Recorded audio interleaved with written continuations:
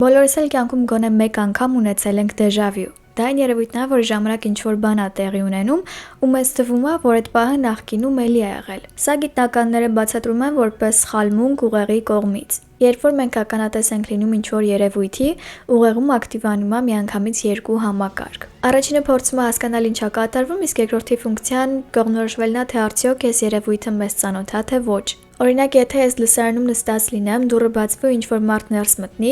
իմ ուղեղի առաջին համակարգը հասկանում է, որ դուռը բացվեց ու այս մարդը ներս մտավ։ Երկրորդը փորձում է իմ հիշողությունների մեջ գտնել այդ պահը։ Սովորաբար այս երկու համակարգերը ակտիվանում են նույն պահին, բայց երբեմն մի քանի վայրկյանի կամ միլիվայրկյանի պատճառով մեզ թվում է, որ այդ պահը նախկինում էլի է եղել։ Մինչդեռ դա ընդամենը շփոթմունք էր։ Իսկ եթե մոռանանք գիտությունների մասին ու պատասխանը փորձենք գտնել մեր երևակայության մեջ,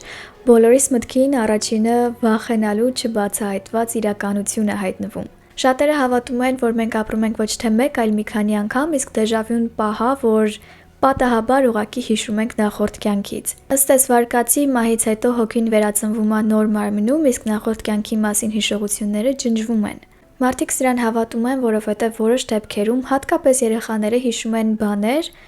որ երբեք չեն տեսել ու չեն լսել։ Խոսում ենք ռեինկարնացիայի մասին, մաս 2։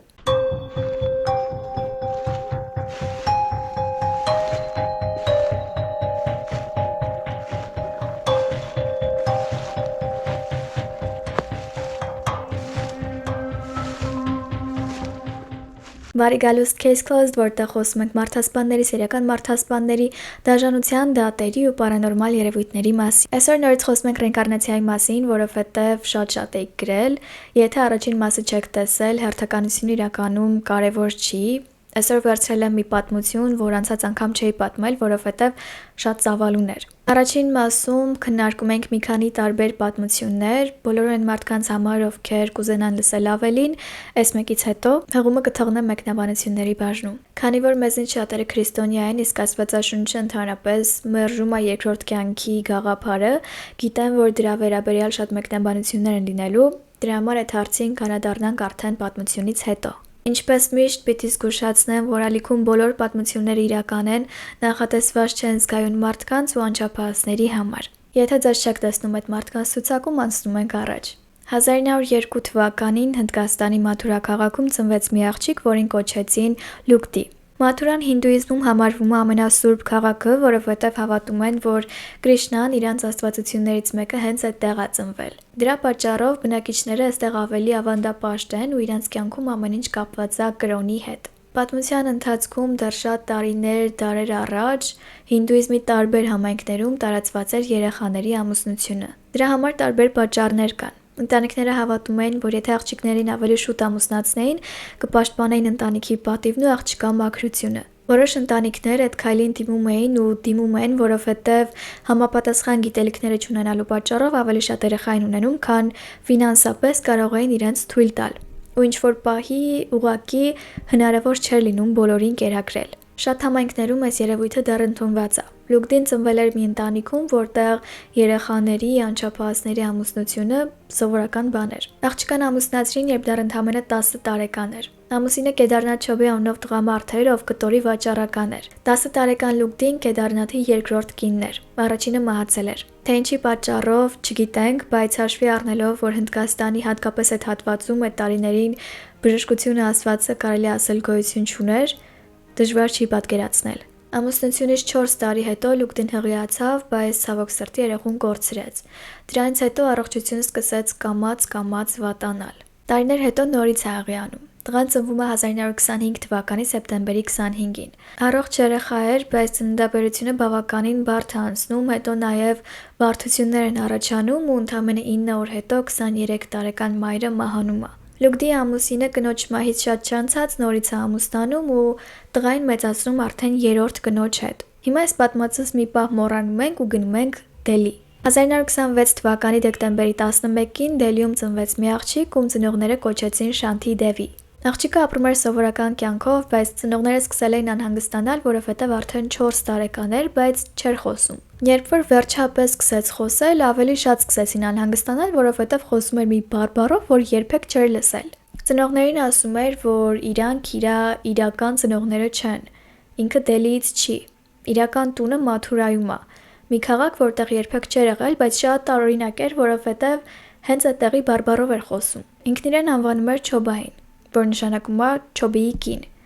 Ասում էր, որ նախկինում բոլորն իրան այդպես գիտեին։ Որոշ մթերքներից հրաժարվում էր ու պատճառաբանում, որ իրանց տանը Մաթուրայում դրանք արգելված էին։ Ամուսնուն նկարագրում էր որպես ավելի բաց մաշկի գույն ունեցող տղամարդ, դեմքին խալ ուներ ու ակնոց էր կրում։ Թվարիկադիշ տաճարի մոտ կտորի խանութ ունեին։ Ասում էր, որ տղա ունի, իսկ ինքը մահացել է ծննդաբերության ժամանակ։ Հիշենք, որ այս աղջիկը ընդամենը 4 տարեկան է ու այդ տարիքի համար նման մանրամասներով ամեն ինչը նկարագրելու ուղղակի նորմալ չի։ Ծնողները երկար ժամանակ ուշադրություն չեն դարձնում, բայց երբ որ արդեն սկսում է դպրոց գնալ, նույն բաները այնտեղ է պատմում ու այս խոսակցությունները սկսում են տարածվել արդեն ընտանիքից դուրս։ Այս ամեն ինչով շատ հետաքրքրված էր դպրոցի տնօրենը, Լալա Չանդը։ Շանթիի հետ մի քանի անգամ զրուցելուց հետո որոշում է գնալ Մաթուրա ու փորձել գտնել այդ մարդուն։ Հաշվի առնելով, որ նկարագրել էր խանութի տեղը,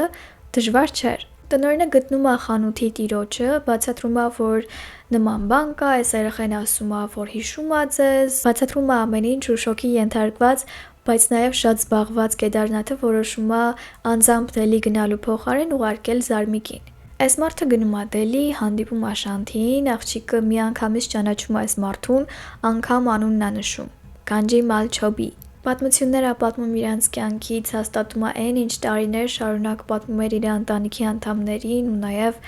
դպրոցում։ Այս մարդը հասկանում է, որ կատակ չի ու Կեդարնաթը անձամբ պիտի գա Դելի։ Որոշում են, որ փորձելու համար չեն ասելու, որ հենց ինքն է գալու,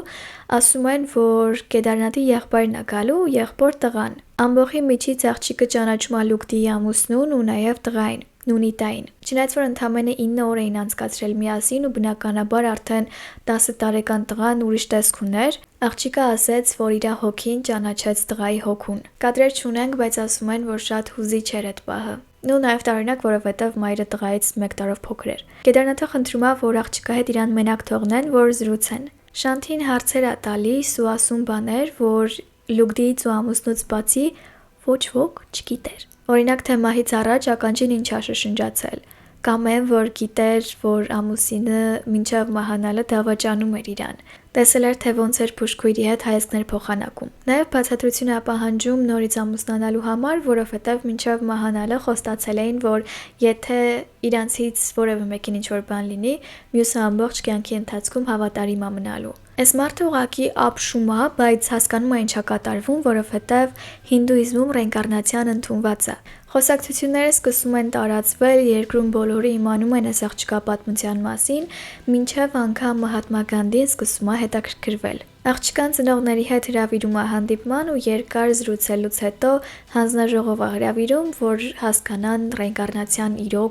իրական է թե ոչ։ Հանձնաժողովի 15 անդամները Շանթիի ու ծնողների հետ գնում են Մաթուրա։ Հենց որ գնացքից իջնում են, շատ մարդիկ են կանգնած լինում, բայց Շանթին մոտենում է այս մարդուն, կռանում, ոտքերին ձեռք տալիս ու մի կողմ քաշվում։ Հանձնաժողովի անդամներից մեկին շշուկով ասում է, որ այդ մարդը իր ամուսնու մեծ եղբայրն էր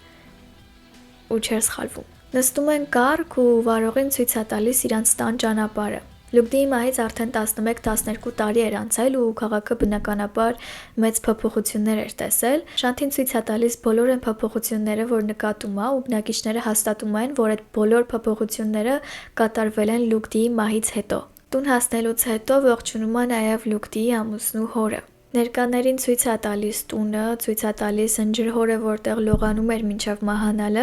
ասում է, որ ինչ որտեղ 150 ռուփի էր պահել, ցույց է տալիս որտեղ։ Այս մարդիկ ծաղկամանը մի կողմ են քաշում, մոտ կես մետր փորում են ու ոչ մի բան չեն գտնում, բայց հետո ամուսինը խոստովանում է, որ ինքն էր հանել այդ գումարը։ Հենց 150 ռուփի էր։ Այս հանդիպումից հետո հանձնաժողովը եզրակացություն է հրապարակում, որտեղ հաստատում են, որ Շանթի Դևին իրոք Լուկդին էր։ Մահից 1 տարի ու 10 ամիս հետո ծնված նոր մարմնում։ Աղջիկը հիշում է նաև թաղման արարողությունը, հիշում է ամեն մանրուք։ Հետագայում դառնում է հինդուիզմի ու փիլիսոփայության դասավանդող։ Մահանում է 1987 թվականի դեկտեմբերի 27-ին։ Ինչ որտեղ վախենալու է այդ միտքը, ինչ որտեղ անհավատալի, բայց ամեն դեպքում կան փաստեր, որ ստիպում են հավատալ անգամ այն մարդկանց, ովքեր ամբողջ կյանքում դեմ են եղել այդ գաղափարին։ Հիմա վերադառնալով կրոնին, երբ որ խոսում ենք ռեինկարնացիայի մասին, միանգամից մտածում ենք հնդկական կրոնների, բուդդիզմի մասին, բայց վաղ քրիստոնեության մեջ նման գաղափար նույնպես եղել է։ Վաղ քրիստոնեություն ասելով նկատի ունեմ 3-ից մինչև 6-րդ դարերը։ Օրիգենես անունով քրիստոնյա մտածող կար, ով հավատում էր, որ հոգին գոյություն ունի մինչև մարմնի մեջ հայտնվելը։ Ըստ էս մարդու հոգու նպատակը կատարելության հասնելն էր, այսինքն ինքը պիտի ապրի մի քանի կյանք, անցնի փորձություններով, սովորի, աճի ու հասնի այն կետի, որ արդեն կատարյալ է։ 553 թվականին Կոստանդնուպոլսում գումարվեց եկեղեցական ժողով, որտեղ այս գաղափարը մերժվեց։ Ասացին, որ սուտ է ու հակասում է քրիստոնեության գաղափարախոսությանը, մասնավորապես աստվածաշնչյան մի համարի Եբրայեցիներ 9:27։ Եվ ինչպես որ մարդկանց համար սահմանված է մեկ անգամ մեռնել ու դրանից հետո դատաստան։ Ներկայիս քրիստոնեությունը ընդունում է, որ հոգին ապրում է մեկ անգամ։ Մահից հետո լինում է դատաստան, ինչն էլ որոշում է, թե ստանալու է հավիտենական կյանք, թե հավիտենական բաժանում Աստծուց, այսինքն գնալու է դրախտ, թե դժոխք։ Բայց այդ դեպքում ոնց ենք բացատրում իրական ռեինկարնացիայի դեպքերը։ Մարդիկ կան, ովքեր Աստծուն նվիրված ամեն օր եկեղեցի գնացող հավատացյալներ են ու հանկարծ մի օր իրանց երեխեքը սկսում են խոսել նախորդ կյանքից։ Ապացուցում են, որ դա իրական է, բայց դեմ է իրանց կրոնական համոզմունքներին։ Ինձ թվում է դա մի բան է ապացուցում, որ միգուցե դեռ ամեն ինչ չի, որ մենք գիտենք ու հասկանում ենք։ Կհանդիպենք հաջորդ շաբաթ։ Բայ։